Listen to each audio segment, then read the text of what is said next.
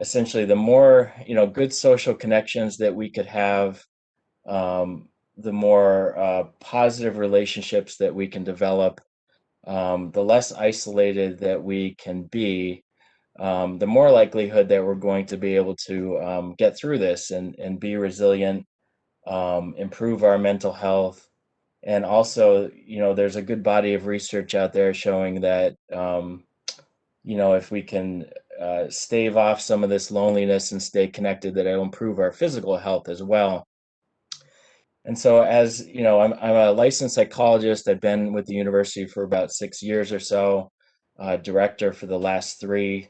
And, it may come as no surprise to you that some of the students that we see coming in, and they're not always freshmen, sometimes this happens at different points in the student's career, struggle with homesickness. It can be a huge transition for your students to come to school, leaving a lot of their support systems, their personal spaces, family, boyfriends, girlfriends, pets, importantly, a lot of grieving around having to leave the pets, and just the comforts and familiarity of home. And for different reasons, some students maybe adjust to that well. Maybe others take some more time and they have more trouble. At the counseling center, if a student is to come in and seek our services, certainly it's something that we would address if a student is expressing these kind of feelings of homesickness or disconnection. And some of it, quite honestly, the interventions, if you will, is encouraging students to step out of their comfort zone, to try new things. It might be, normalizing the experience and basically saying that, for some, it takes a while to adjust, and it's not always going to be an easy path without some bumps in the road. And some of our ways we kind of work with students is to turn them in the direction of other departments who might be able to work with them. And you're going to hear from, Jen and Sue a little bit later on. Signs of loneliness. Sometimes I put these PowerPoints together and I forget what I write, so I have to look at it a little bit. But um, I would say, basically, in essence, red flags, if you will, for some of the students that we encounter on the side of disconnection will be really a change in behavior. And so, if you have an individual or a student who is normally pretty outgoing, and we find perhaps that they're, not talking to friends as not much, not attending class, not going to fun events that they normally would, and maybe spending a lot of time in the room or a lot of time alone. This may be an indicator that they're struggling. I'll kind of add to that, in the land of COVID and the way things are today. It can get tricky because some of our students, maybe a good number of our students, at least when they come here, have to quarantine, and they have to, they're told not to have these face-to-face and personal interactions. And so in some ways, it's kind of like a forced isolation. And again, some students adapt okay to that. Some other students have trouble. But I know Jen and Sue are going to talk to you a little bit about their outreach and ways of trying to engage students with that piece in mind. I guess my way of looking at it, and I'm sure people would agree that many of us just miss the in-person contact. We miss the day-to-day, and certainly, part of why I became a therapist is to be able to meet with people in person. It's just a different experience. You feel their presence, you feel their energy, you're more attuned to the individual. And we don't have as much of that anymore as we try to stay safe. But we do have these platforms. We have video, we have Zoom, we have telephone, other ways to communicate. And I think the looking at that is not the same as in person, and many would agree. But thank goodness we do have it. and that we can engage students. And so I'm not exactly sure what my next slide is, but I'll tell you a little bit about counseling services and how it works. Yeah. So if you couldn't have guessed already, our services last fall and this spring, unless it's an emergency or a crisis situation, we're really doing therapy and engaging with students over video and phone platforms. I would say for some students, just doing that individual work, and we've had good outcomes, good results with students, being able to meet with them on a regular basis, and have that contact, is a way for students to talk about what they're going through, to have an empathic ear and eyes on them from the other end to give that support. And you know, I think for many students, that sense of isolation and disconnection could start to lift just a little bit by engaging in the one-on-one and the individual therapy, which we tend to provide a lot of for our students. Um, I would say it's probably not a surprise to you that when I bring up the idea of doing group therapy or group workshops with students, they initially cringe at the idea of being amongst their peers, talking about some of their issues and their struggles. And so it could be a challenge to get those students to get into the groups and to give them a try. But I could say without question that once students really get engaged in these groups, start to learn some skills to kind of manage these feelings of disconnection and isolation, and they look around the room and they see that they're not the only ones going through it, not the only ones struggling, that in and of itself can be a relief for them and really help them along with some of their struggles. Um, and so we offer groups, we offer individual, we have I'd say less than part-time psychiatrist on staff who does some medication management, um, um, help and support for students who might be struggling with anxiety and depression, so on and so forth. And I think the counseling center, we does our best. We put out, we have put out in the fall drop-in groups for students to just kind of click in and join. And those groups really weren't kind of heavy on the clinical end. It was more of just kind of a touch base, check-in type groups, to hopefully allow students to come together, so that they can feel less alone. Um, Easy to make an appointment. So if your student is ever interested in reaching out to CAPS, they can give us a call. Our phone number is probably going to be at the end of one of these slides in the presentation. They can email me. We get them in as quickly as we can to do a phone screening. In the phone screen, we gather some pertinent and important information to determine kind of what's going on with the student, um, and then how we could best be helpful. In many cases, we end up recommending that they do a course of either short-term individual or group therapy at CAPS. Another thing we do is we try to partner, CAPS does, with a lot of other departments, um, to add the mental health component. So we connect with student engagement, we connect with residential life, we connect with some of the clubs on campus, and partly just to make students aware that we're here, and partly just to show that,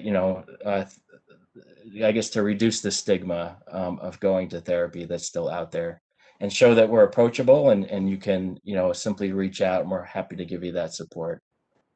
And so I'm not quite sure where I am with time, but I think I'm going to pass the baton, and I am entirely open to more, questions if you have them. So put them in the Q&A. If I don't say anything after this point, you'll see my email address, and you can email me, and I'm happy to respond. So thank you. Thank you so much, Jeff. And again, Jeff Berta is our director of our counseling center. Panelists, I apologize. This is completely my error. I did not hit record in a timely fashion. So when you start your slides, if you could just reintroduce yourself, that would be wonderful. Do I have to repeat myself now or No, no? no, no. I Okay, did good, it good. right when you started speaking, Jeff, but I didn't catch our introductions. Don't worry about it. Okay. So thank you again, ladies. When you join us for your sections, if you could just reintroduce yourself, that'd be great. I apologize. So if we want to continue on, Jen, I'm not sure. I believe is this you or Sue who will move forward now? I believe it's Sue. I think it is me. Oops. But I Excellent. clicked fast, so don't worry. What happened to my, oh, hi guys. Hi. Hi. So thanks, Jeff, Julie, and Jen. I have to say I work with amazing colleagues.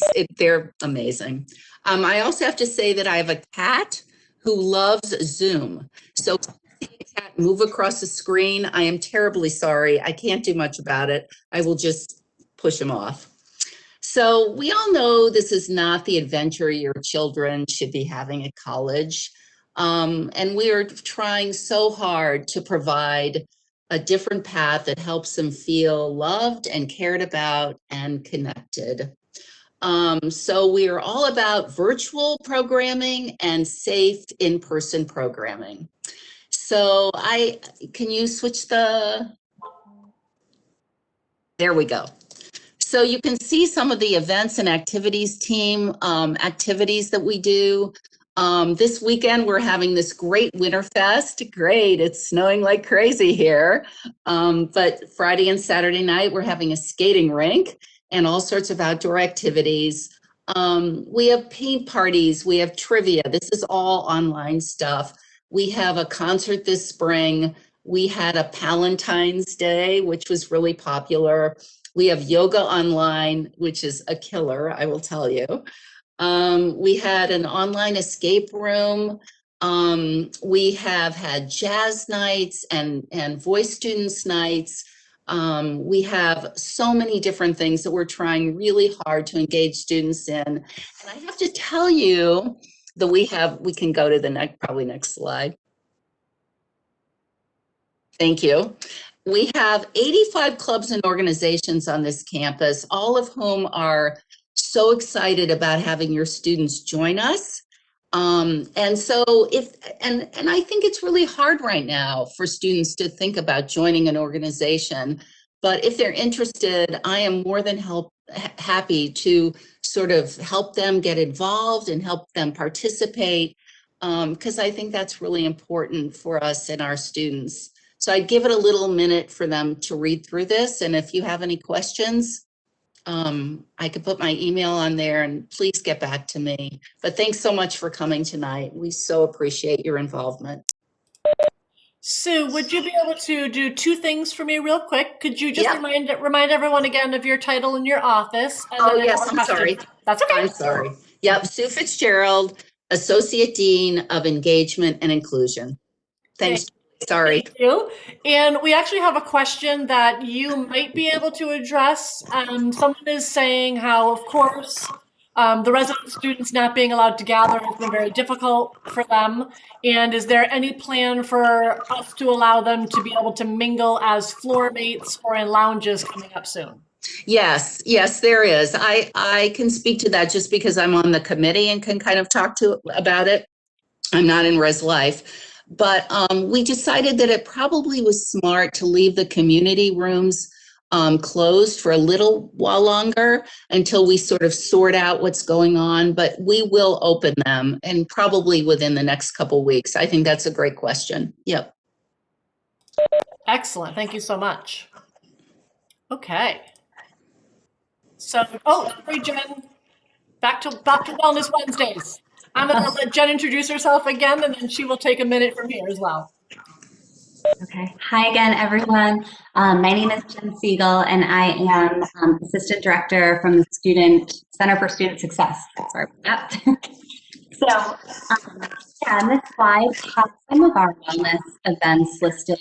So, in the past, we've always placed, an emphasis on health and, healthy lifestyles and well-being overall. But I think this year we have a much larger presence and heavy emphasis on our wellness initiatives. Just with all that's going on, it seemed like students really needed this. So we really kind of came into this semester with a ton of really exciting things planned. So we just launched our Wellness Wednesday series, which goes all the way through May, I think, right up until the students go home for the summer. So we've got a ton of virtual and a little bit of in-person events as well, safely, of course. So these are some of the things, while we're going all the way through May, these are some of the things that we have just in the next few weeks. So we're doing events around promoting self-love.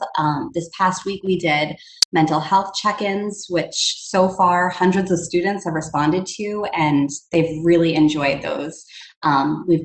Next week we have an at-home workout series where students, that are at the university and that are remote are going to be able to participate by hashtagging their experience and their favorite workouts.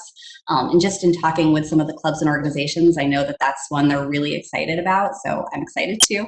And then we have a healthy eating habit challenge, and we're going to talk about water intake and how important that is. And then we're going to be promoting ways to increase energy as well. And then there's other stuff, but that's what we have in the next few weeks. And that's Wellness Wednesdays. And then, Julie, if you can go to the next slide, please.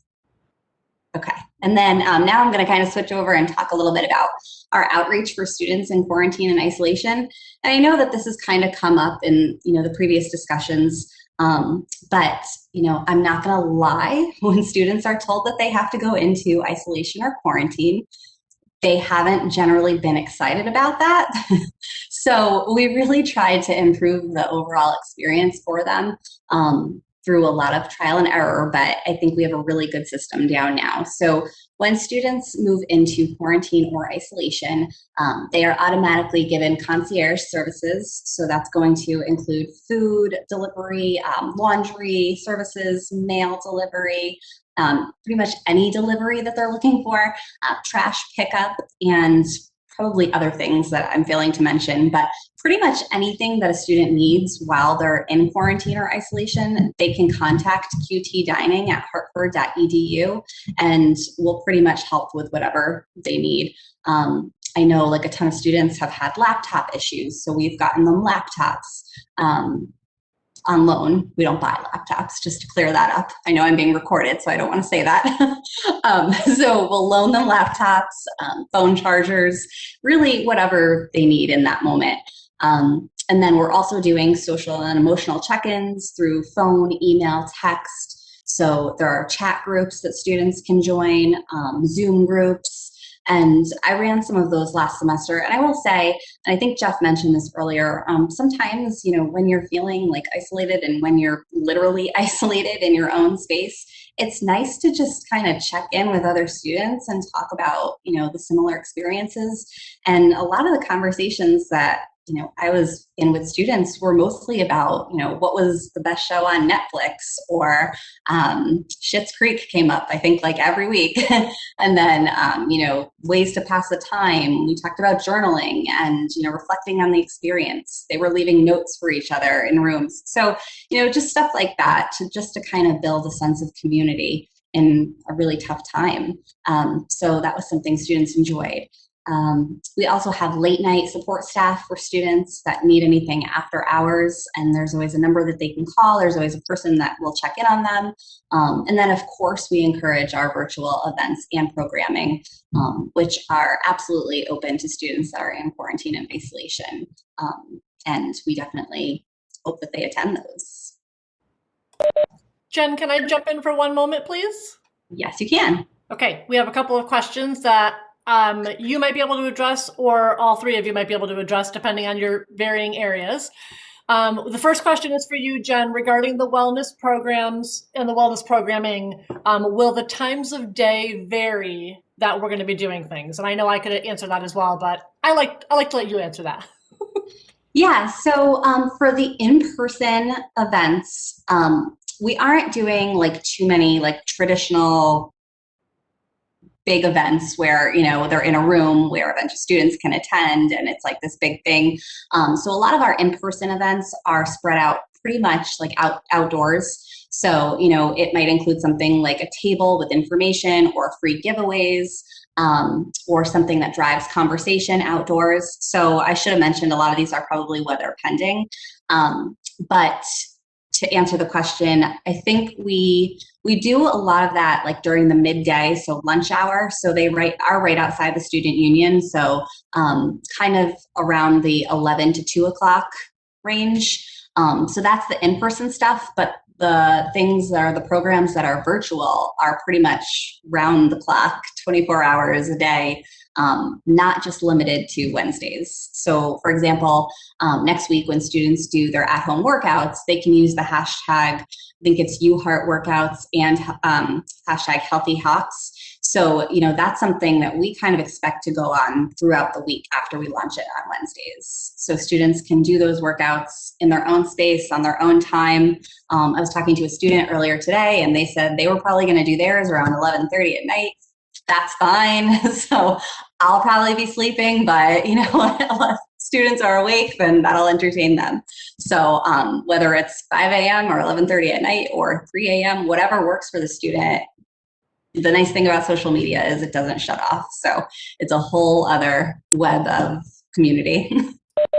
Thanks, Jen. And certainly Deborah, who had posed the question, if your student wants to reach out to Jen or myself at the Center for Student Success, we're more than happy to work with them to try to find events that might fit for their schedule as well. We know those Heart School students have very unique and crammed schedules. So please, let the student reach out to Jen or myself, and we'll be happy to help with that. Lots of questions are coming in. I love it. Okay. For all of you, there was a question about how we get all this information out to our students. So if you guys want to maybe talk about texting and the calendars and UHeart Hub and all the business. Yes, Julie, slide, please. I would never ask.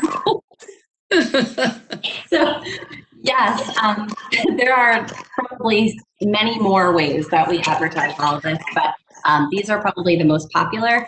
So students can definitely tune into UNotes, which is right on our main page, the main University of Hartford website. But through social media, trust me, I know social media is not for everyone, but I've been telling all my students, if nothing else, maybe I encourage them to this be the year they just kind of download Instagram or check that out, just because there's so many really interesting things on the University of Hartford Instagram. And that's just Instagram, but of course through all social media. But on our Instagram page, we actually have folders, which I always do a really bad job explaining this, so someone feel free to jump in. But if you go to the University of Hartford page on Instagram, there are subfolders that have our events, key information, pretty much anything pertaining to the university right there in a folder, so you can always go back to it. So I'm really not a big social media person. I've never promoted it like I have been in the last few weeks, but I've been telling students to do that because I think it's the easiest way to find stuff. But we also do have UNotes, which is on the main university page. Of course, the other social media outlets, Facebook, Instagram, Twitter, LinkedIn for a lot of things as well. And then in Instagram, these are the folders listed right here. So there's UHeart Happenings, which is going to have all of our programming. Then there's Healthy Hawks, which is going to be specifically health and wellness. And then Go Hawks, which is mostly athletics. And then there's the UHeart Hub page and app. So students can download the UHeart Hub app and through Android, Apple Store, all of that. And then we also have UHeart Hub under My UHeart on the main website. And also, can I just mention that the SGA organization puts out Hawk Talk on a weekly basis via email, which is really helpful. Absolutely. Thank you, Sue. And Jen, did you want to discuss Signal Fine for a minute as well? Oh, sure. So we also have a texting service. So we don't promote every single event through text because I'm pretty sure every single student would hit unsubscribe if we did, just because there's so many things going on a daily basis that your student would probably get 27,000 texts. So we do promote a lot of the big things.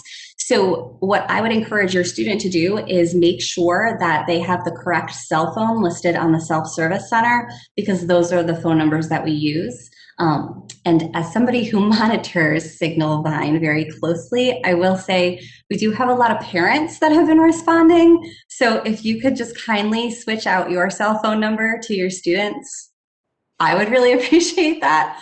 And it would be really helpful to them. So, we understand that you want to be connected too, and there are so many other ways that you can do that. So please ask if we haven't mentioned them already. But for the texting service, if you could just make sure that your student's cell phone number is listed on the self-service center, that will help us out with getting events to their cell phone.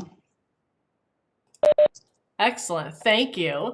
And yes, everyone, I just noticed that Sue also put her email in the chat for everyone. I think everybody's contact information is on the final slide, but we'll get to that as well. But it's also in the chat. Thank you, Sue.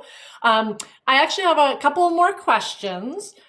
Sue, I'm not sure if programmatically you can address this or not yet. And I actually responded and said that I will bring this to our engagement committee next week when we meet.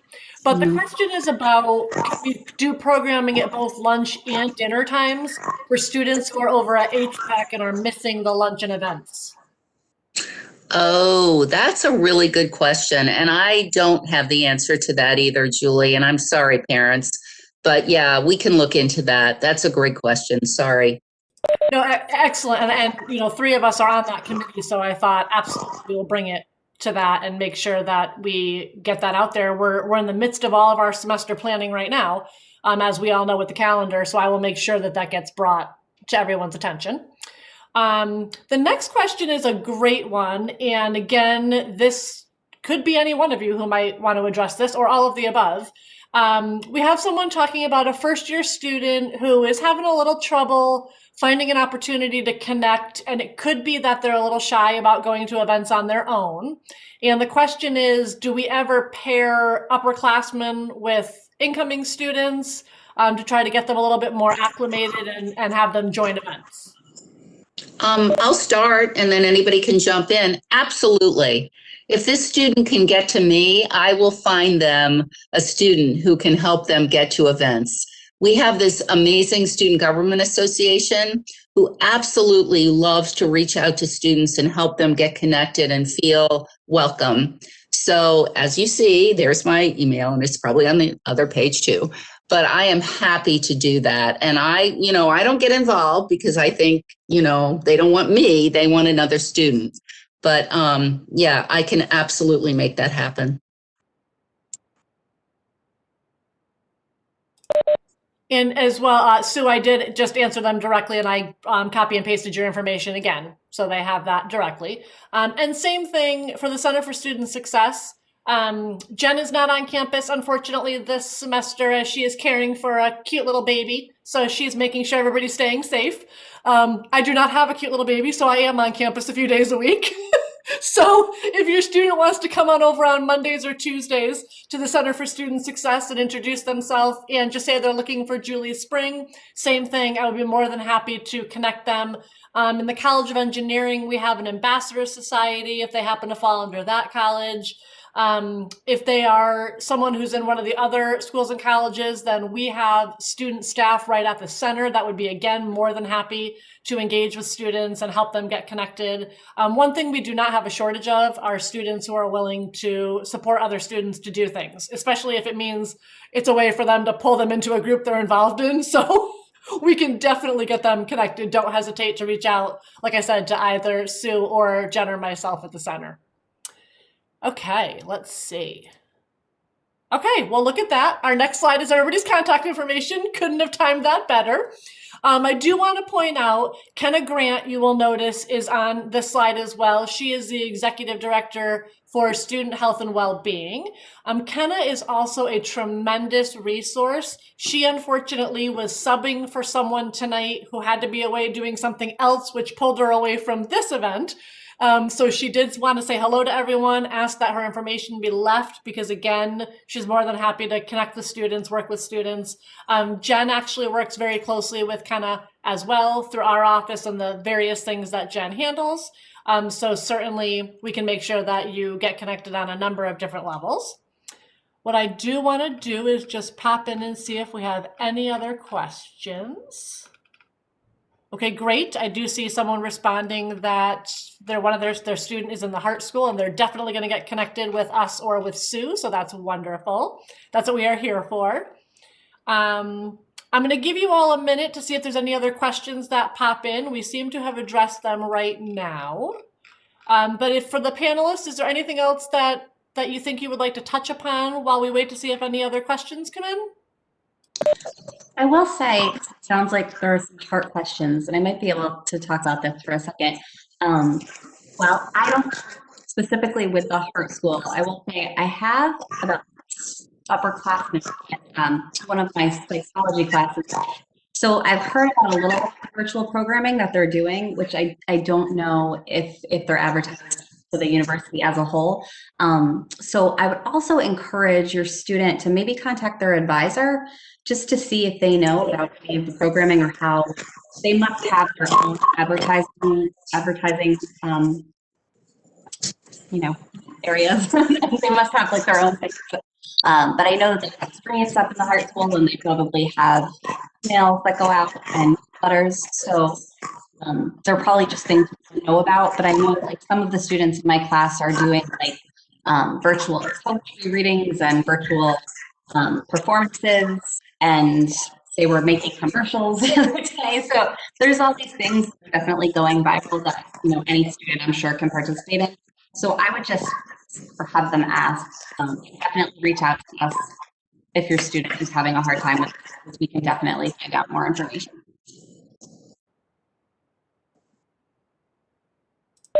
Thank you so much, Jen.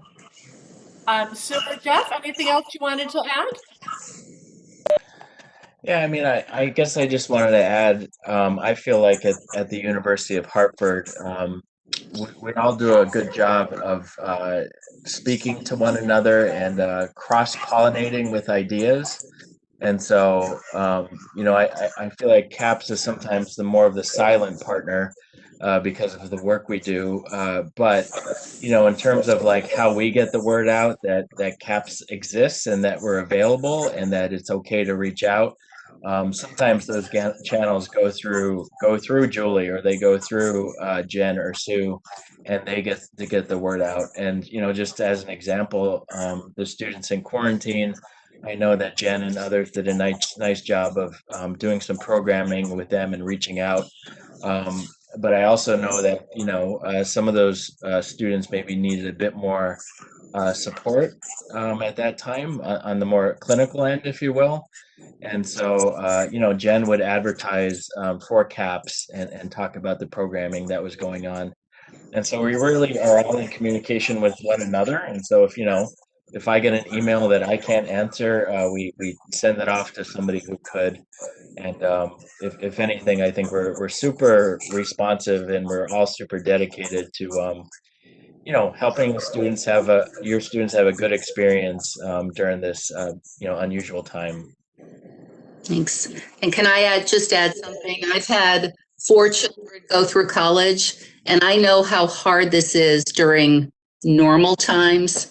So I know what these kids are going through, and my heart breaks that they're not having the same experience that a lot of students had, before COVID. But we are all here, all of us. As I said, I have great colleagues. We are all here to do the best we can for your students. And all you need to do is get in touch if you need to, or send your students to us, and we will do whatever we can. Yep. Thank you. Thank you, Sue. And to actually echo that, there is a beautiful comment that was just put out.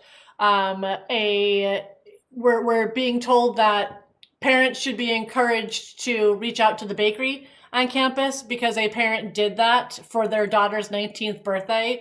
And there was incredibly fancy chocolate fondue and balloons and a card, and the head chef was absolutely wonderful. And I would like you all to know when my birthday is, if you would like to let the chef know. That sounds amazing. So certainly, like Sue was just saying, we are here and we are ready. So please do things like that as well. We had a parent hour a couple of weeks ago, and our director of residential life was talking about packages. I don't care who you are or how old you get. Nobody is more excited about getting a package So please, if that's something you are able to do as well, then, send something little off to your students and give them something to look forward to on a given day. So great, great. We have a quick question here about how does a parent reach out to the bakery? Sue, do you know that off the top of your head, or should I try to? I think is it Park River Bakery? Is it parkriverbakery.com? I'm not sure. I'm sorry. We can find that information out though. Yeah, let me hop over to my second screen and I will pull it up on our website and see if I can paste it in. With that, I'm going to leave you guys with another question. I was just going to say, while Julie's looking for that, I will say, like, I have several food allergies, and the cupcakes on campus are actually the best cupcakes I've ever had in my entire life. So definitely send your students cupcakes or something, but the bakery is amazing. I'm not just saying that. I miss those cupcakes very much right now. Jen, there's actually, I apologize, the way my recording is set up, it's blocking part of the question, so I can't read the whole question, but there is an isolation question. Would you be able to pop down there, Jen, and take a peek at that and see if you might be able to address something about that as well? And I will also be looking for that bakery question while we do that. I thank you all for your patience. It looks like somebody just joined us from the West Coast, which is wonderful. So that's why they're hopping in to get their questions. Okay. So we love sending packages. Oh. Okay. Yeah, I was gonna say, Sue, I just saw that or Jen, one of you, there seems to be a concern with some of the mail rooms. So maybe, Sue, if we can get that passed on as well. And certainly, folks, thank you. We genuinely appreciate your honesty. We don't know that there's an issue unless someone reaches out and lets us know that there's a problem. So of this group who is here, Sue is our best connected. So she will make sure that gets passed on to the right folks. I can't see the other question though. I'm really sorry. I don't know why. Okay, give me 1 second. Like I said, I wish what I'm afraid to do is push the box that has the recording in it because I'm afraid I'll shut it off by accident. Okay, let's see. I have a block also, but I think I'm moving it right now, so maybe I'll be able to see. It seems to be about students who are isolated on the same floor. Oh, it just popped on me. Are they sharing bathrooms? Yes or no, it looks like, is the question.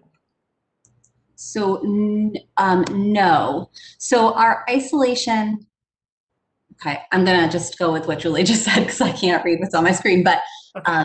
so no. So when students are placed in isolation, they are placed in their own apartment, so they have everything that they need right there in that space. But so I probably should have gone over this, but there is a difference between quarantine and isolation.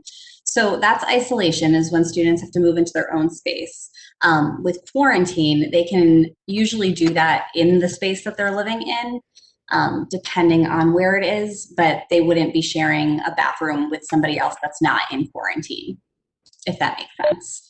So if it might be a whole floor that's in quarantine, and if that's the case, they're living in the same space and they're sharing what they would normally share, unless there's a test result that forces them into isolation. But that's pretty much how it goes. So, and students go into isolation when they have a positive test result. But if they're a contact, then they're placed in quarantine, or they stay where they are in quarantine. Jen, too, if you don't mind, it seems that the isolation question, there seems to be some concern regarding, and actually Jeff or Jen, there seems to be some concern about isolation and anxiety and what these students are feeling, and whether that we may not be exactly understanding what these poor students are feeling when they are put in isolation. Do either one of you want to address a little bit about, again, what some of the options are, the outreach, to make sure that we're not leaving these isolated students feeling left out? Sure, I can start, and then definitely Jeff weigh in. So, to your point, yes, we don't know what that's like.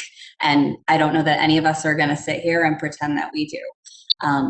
And, I would imagine it's extremely difficult and it's scary. And I don't know if there's a way to avoid this, but we're always open to suggestions. But unfortunately, when a student is in quarantine or isolation, they get a ton of messages, all trying to be helpful, but it is a lot of information to receive at once. It's, it can be alarming news. So, we try and appreciate all of that. So, we do try to do a lot of programming and outreach and support for those students. So, we have chat groups that students are invited to participate in, and they do receive a lot of this information when they have to move or when they're told that they're in quarantine. But again, it's a lot. So some of that might just be, once the student is placed in quarantine or isolation, sometimes it just might be helpful to talk to somebody or reach out to somebody and have them go through all of that with the student. So, they get an email, they get something physically, they get, conversations, but they do have a lot of information thrown at them at once, which makes it sometimes hard to reach out. So I guess, we do make phone calls, and I think there's text messages as well. So I would just encourage a student to kind of respond back. So I have to say, we send a ton of texts and we don't always get responses. So, sometimes just have them say, okay, or I need to talk, or I need this, or can we do a Zoom? So I think the outreach is there, but I think, it's helpful when they respond to it, of course. And then I would encourage them to kind of do the programming that's offered, or participate in those virtual events, or stay connected through social media, or kind of, encourage them to reach out to whoever they feel comfortable reaching out to, whether it's family member, a friend, or one of the support services on campus. I don't know, Jeff, if you have anything to add to that. Yeah, no, I think that's all great stuff. And yeah, so I mean, so much coming at them, so much outreach, so much opportunities. But we don't know exactly what it's like to be in that kind of isolation or quarantine, and all kinds of students with all kinds of personalities and ways of interacting. And so, I do know that when students come to the counseling center, obviously, particularly over the past couple of semesters, if they're struggling with stress or anxiety, or feeling sad or depressed, usually there's an element of adapting and coping to the so-called new normal of COVID. And I mean, if you think about it, especially for the freshmen, they're coming, to campus from home, usually from home, to an entirely new environment, and you have the usual stressors of adjusting to college, and then you add all of this additional weight, and challenges of staying within the boundaries and the rules that the campus puts forth, and keeping themselves safe and keeping others safe. It could be entirely stressful. And so, I think, Jen, you either said this directly, and Sue as well, or implied it, not trying to pretend that it's not hard, not trying to pretend like we know exactly what it's like. I think the attitude that many of us try to take is, helping your students make the best of a pretty tough situation. And so on the end of, I know, conversations of your students with many departments, but including CAPS, it's a lot of just kind of being there, being responsive, listening, validating how tough it could be, and empathizing. And and also adding in those kind of nuggets of hope, right, that we're all hanging on to, that things will change, and things will shift. And I think we're all so eager to be done with this, and kind of move back to what we used to know. And so any ways that we can approximate that normal experience, I think we're trying to do it.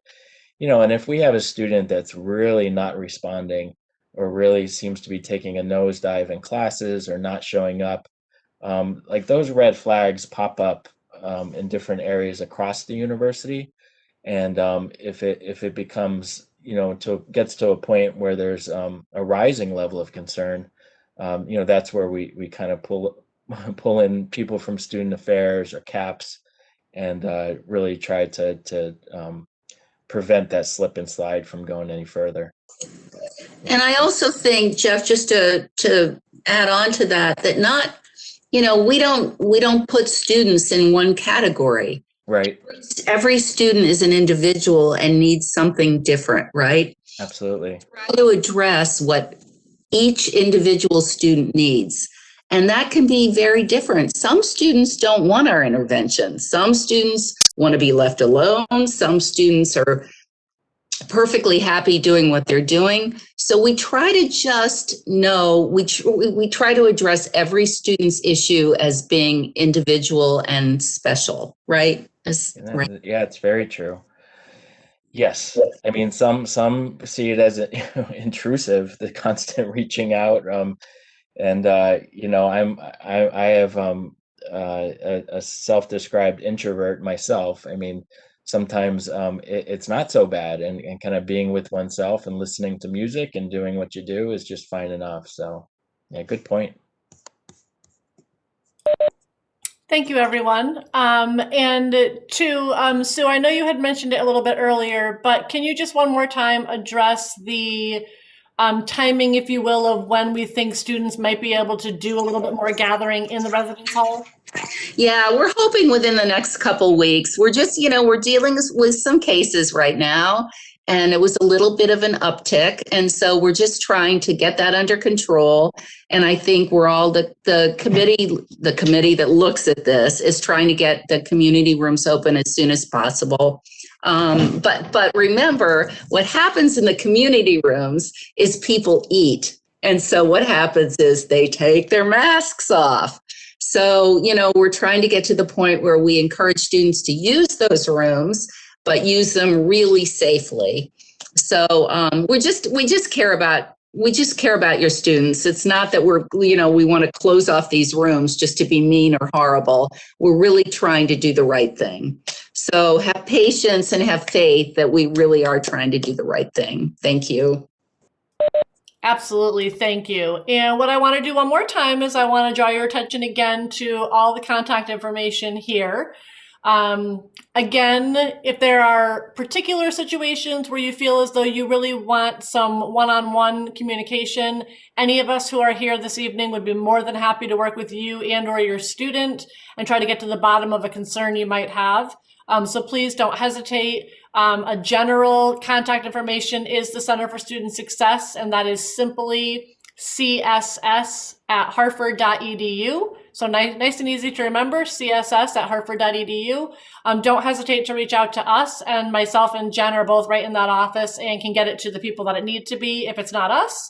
But again, please don't be feeling isolated or feeling frustrated about anything that's happening on campus. Reach out and let us know. And if one of the four of us don't have the answer, we're likely connected to someone who does have that answer. And we are more than happy to do what we can to make sure that you and your student are getting the experience that you had hoped for. So I hope you'll allow us to do that.